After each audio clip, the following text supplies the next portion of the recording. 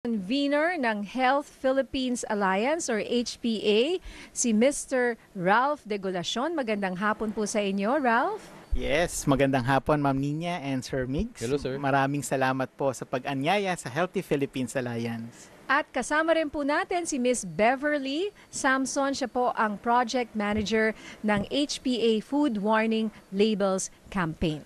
Magandang hapon po and thank you very much for having us in this program. Okay, unang-una po, ano po ba itong Food Warning Label Campaign na pinapangunahan ngayon ng Health Philippines Alliance or HPA? Una na ako. Sa Healthy Philippines Alliance po, kami po ay network ng mga non-government organizations who are pushing for NCD prevention. At yun po ay dahil dun sa aming goal na babawasan po ang mga chronic illnesses, mga life-threatening illnesses katulad ng cancer, diabetes, hypertension, stroke, etc.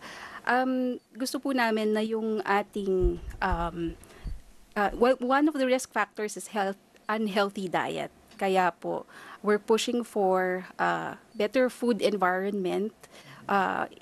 Una na dyan yung food warning labels. Marami po kasing ibang interventions. No? So yung food warning labels, isa siya dun sa mga gusto naming maipatupad para po ma-improve yung ating kaalaman pagdating po sa pagkain na binibili natin, inihahain natin para sa pamilya natin.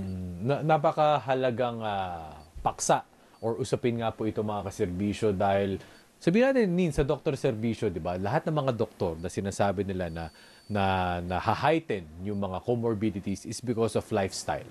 Lahat ng mga kinakain natin. Pero hindi pala natin alam yung karaniwan nating iniinom araw-araw na contributing factor pala siya, Sir Ralph, di ba? Yeah. So ngayon, gaano ka-importante yung hindi na pag-educate, kumbaga yung pag-imprint sa tao na, uy, ito yung pwedeng maka-apekto sa katawan mo kapag when you, kumbaga meron kang intake na ganito na medyo excessive din.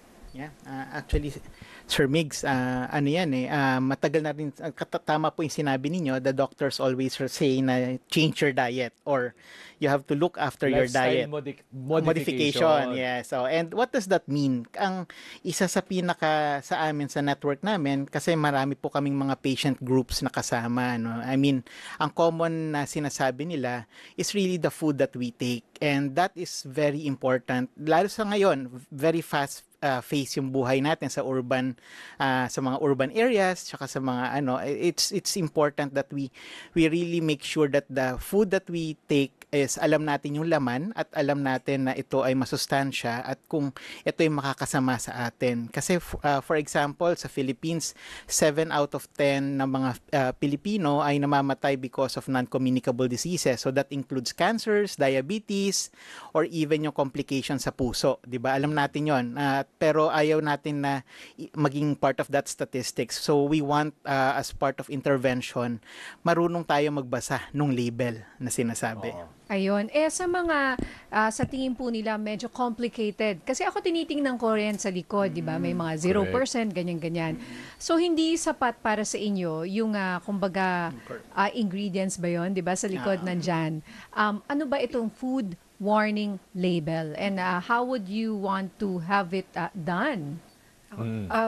Ang pinopropose po namin, front of pack labeling.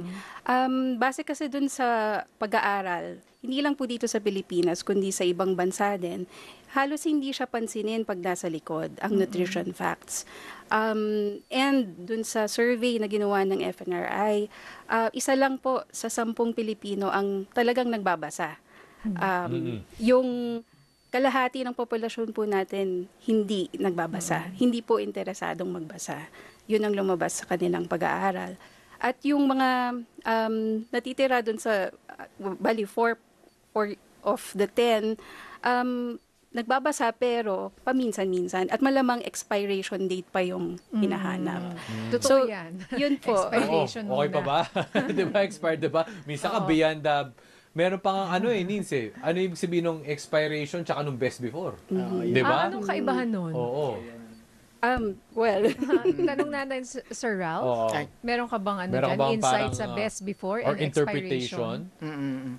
Well, of course, pag sinabi natin yung expiration, depende rin sa produkto po yan. Ano? Kasi may mga produkto na even after the expiration date, merong tinatawag silang period na pwede pa natin siyang makonsume. Halimbawa, kung halimbawang ito ay isang process na, halimbawa, dedelata siya, meron pang period yan na pwede mo pa siyang i-consume for a certain period. Like, hindi ko masasabi ngayon, pero it's a certain period of like 3 months, for example, after. Ito yung mga process na nasa delata. Pero kung ito ay fresh produce, no, like for example, breads or yung mga liquids natin, pag sinabing itong expiration niya, it will only take a few days talaga or within that date, kailangan hindi i-dispose mo na agad siya. Kasi it can really harm your body or it can cause some illness. So, medyo sensitive po yun and I think our nutritionist will be better to Tama. explain. Oo, ilagay mo na lang sa ref bago. Oo nga. Para, Or sundin kunyari na sa lang. bread. Kasi sa bread, for Yes, example, di ba, yes. may nakalagay dyan best before. And Yes. usually after 2-3 days, ano. Oo. Yes. Pero if you put it in the refrigerator, tatagal yung buhay niya. If you put it in the freezer, mas lalo pa. It could take more than a month. Yeah, Yes. that's Oo, sa mga baked goods, for example, ano.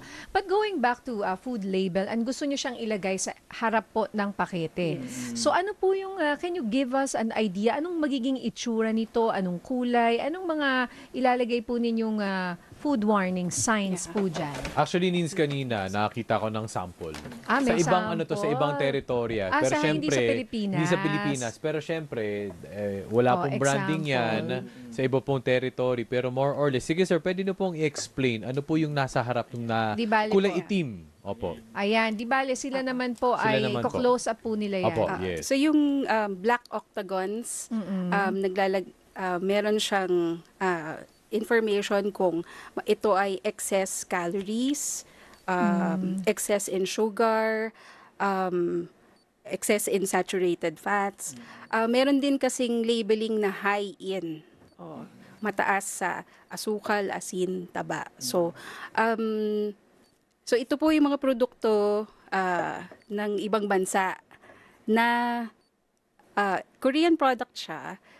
And I suppose this is being exported to countries that implement the food warning label. So, required po siyang maglagay.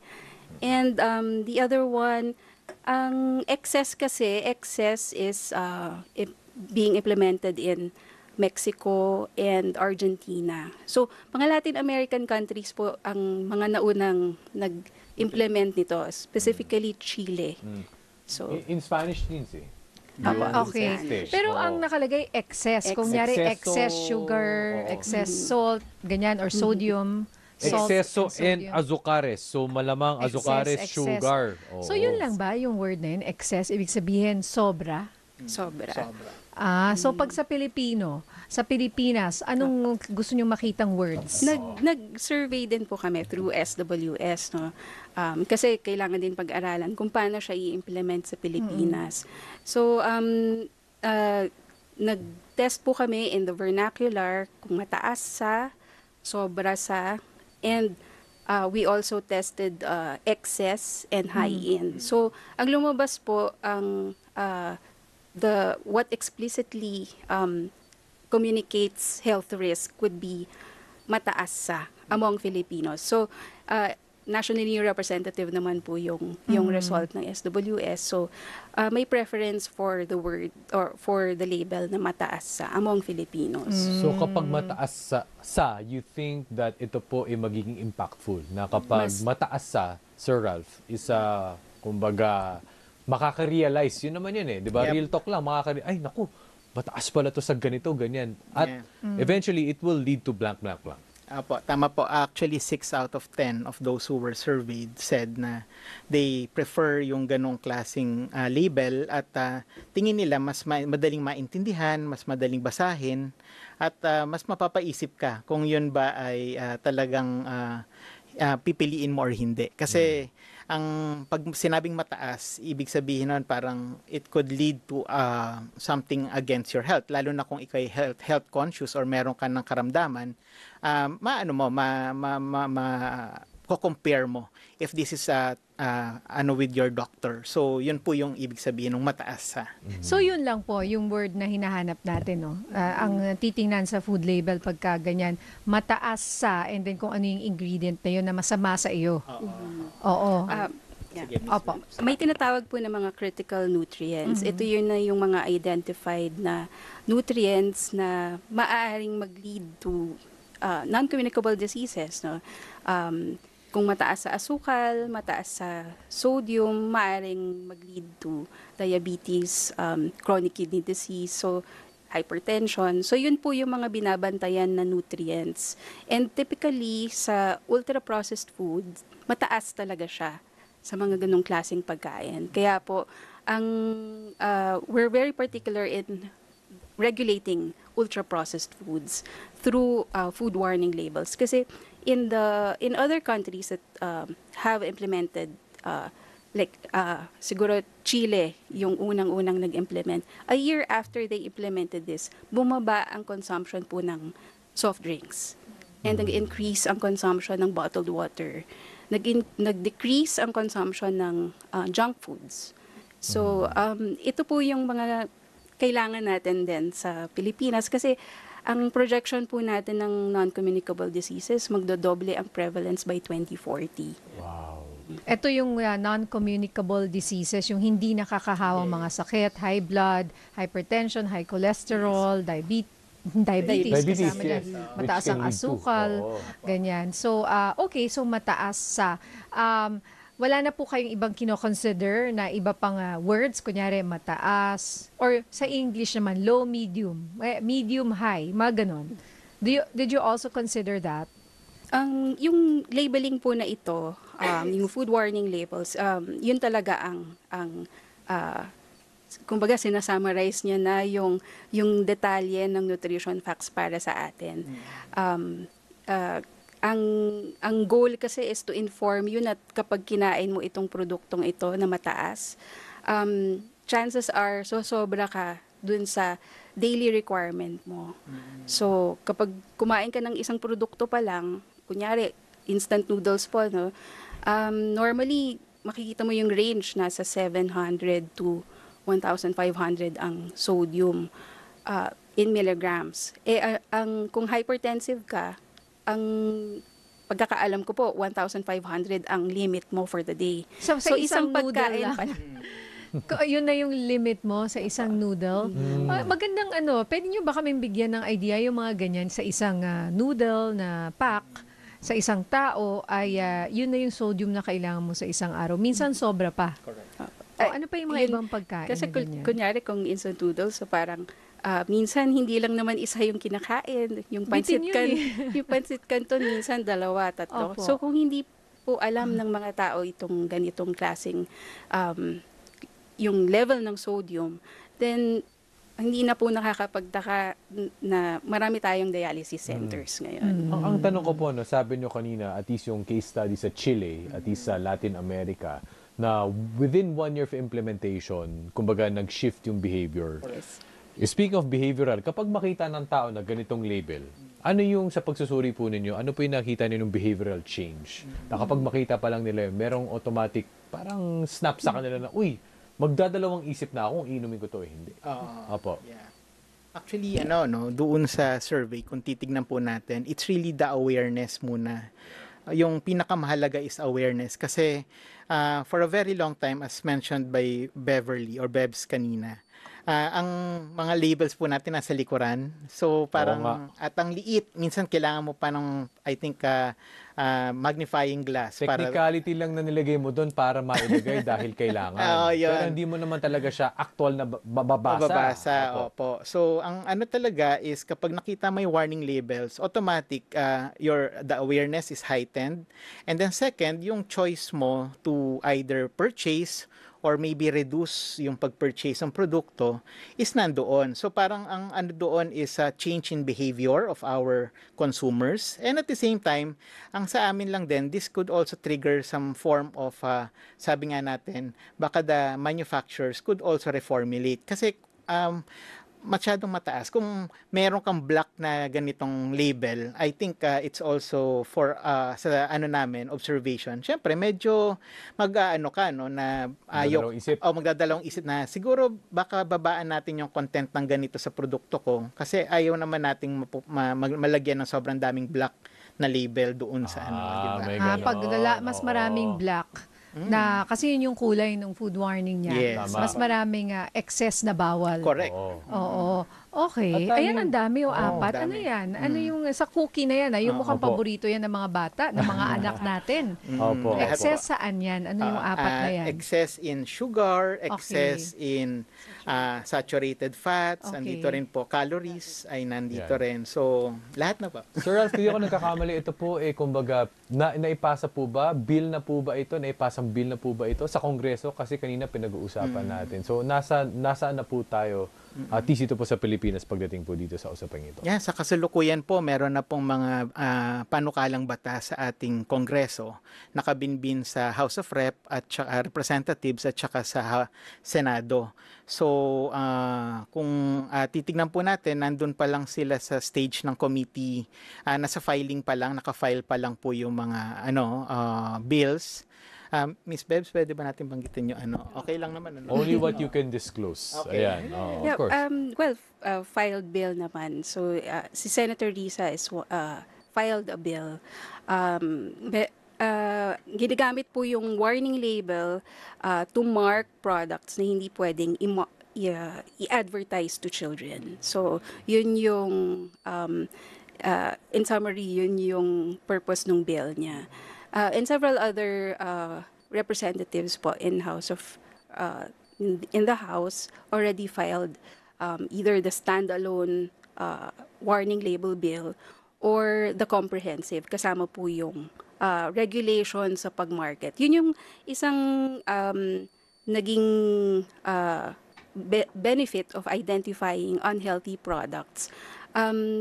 Napapadali yung pag-regulate in other measures like taxation, yung sugary beverage tax, identified na agad kung ano yung product. Tapos sa school environment naman, nare-regulate kung ano yung mga produkto na pwedeng baunin ng bata. Like in Brazil, nagkaroon sila ng focus group discussion among parents. Ang naging behavior change, yung mga nanay, mas naging conscious sila sa kung anong ipapabaon sa mga anak. Kasi yung anak na po mismo nila nagsasabi sa kanila na kapag may black na label, hindi nila pwedeng dalhin sa school. So, nagkakaroon po ng behavioral change. Ayan. So, maganda po yan. Sana maipasa yung bill. Kailan kaya? parang bago pa. Parang 10 years ago meron na nag-propose nito. 10 years after at least, nasa committee na, sabi nyo. So, kailan nyo nakikita kaya to? And is it possible in this country marami kayong makakabangga? Bilang panghuling mensahe na lang po. Yeah, before I we mean go. for us it's important that we heighten the education and awareness of our the Filipino consumers kasi ayaw naman natin na nakikita natin na pabata yung nagkakaroon ng mga chronic kidney disease, nagkakaroon ng cancers. Before it used to be around 50s or 60s ang merong mga non-communicable diseases, and right now we're seeing reports na 30 years old, bago pa sumapit ang 30 years old, they have this chronic diseases. So, ang amin, we hope, kung hindi kaya within the 19th Congress, sa 20th Congress ay maipasa ito. No? Pero, as much as possible, we want our legislators to hear out na itong mga ganitong panukala will save a lot of Filipinos from being impoverished because hindi na nila kaya magpagamot ng kanilang sakit sa bato or sakit sa puso. At ayaw naman natin na more Filipinos will die of NCDs. Okay. So, and sana mahikayat yung mga kumpanyang nagmamanufacture nito dahil dahil ayaw nga nilang malagyan ng marka, di ba? Na meron silang excess or mataas sa, di aayusin nila yung ingredients nila. Ayan. Di ba? Para mapilitan silang sana as much as possible make it healthier para sa ating mga kabataan ngayon. Dahil ang hirap rin po wala kaming choice, wala tayong Tama. choice. Pag nag-grocery ako, Oo. 'di ba? And in a way, that's also a moral responsibility. Di ba? Kung isipin mo, produkto mo makakabenta, pero ito naman yung risk na pwedeng maibigay sa inyong mga consumer, dun po sila mag-weigh. Kaya may mga sugar-free minsan or less sugar or naglalagay sila. So ako pinipili ko rin. Pero ang nangyayari, mas mahal kasi talaga yun eh. Yung healthier, mas mahal. So we have to do something about that. Sabihin mo nang kahit i-label mo pa yan, yung ordinaryong Pilipino, kung nagugutom ka, bibiling ko yung pinakamura. So, isa pang school of thought dyan, baka sa kanila din magsisimula. Kasi sila yung trendsetters eh. Yung mga malalaking kumpanya, malalaking manufacturer, tapos baka dun magsusunod-sunod. I don't know. Sana. Sa sana. kanila naman ang responsibilidad at sa ating mga mambabatas, di ba? Pagka napasa to, edi malaking, sabi nyo, it will be a big factor para maging healthier ang Pilipinas. Okay? Yes. So maraming salamat po sa ating guest, no? Ang co-convener ng Healthy Philippines Alliance or HPA, Mr. Ralph De Goliacion. And of Thank you, sir. course, Miss Beverly Samson, Miss Bebs, Project Manager ng HPA Food Warning Labels Campaign. Maraming salamat po. Salamat.